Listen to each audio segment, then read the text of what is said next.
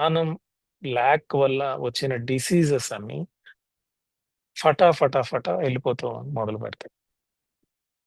కొందరికి లేట్ అవుతుంది. కొందరికి ఫాస్ట్‌గా అవుతుంది.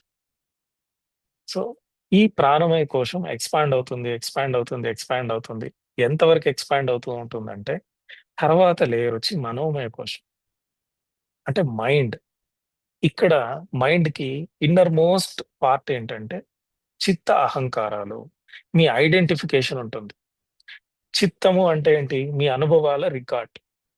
అహంకారం అంటే ఏంటి? ఐడెంటిఫికేషన్. నేను, ఫలానా, నేను జెండర్, నేను ఈ పని జేస్తాను, ఆ పని జేస్తాను. ఈ అహంకారాలు ఇన్ఫీరియారిటీ ఉండొచ్చు, సుపీరియారిటీ ఉండొచ్చు, లేకపోతే గిల్టీ ఫీలింగ్ ఉండొచ్చు. వీటన్నిటిని మీకు తెలియకుండానే దగ్ధం చేస్తా ఉంటుంది. One by one, one by one, one by one. దీన్నేమంటారంటే అంతర్యజ్ఞము అంటారు. యజ్ఞము అంటే కాల్చేయడమే.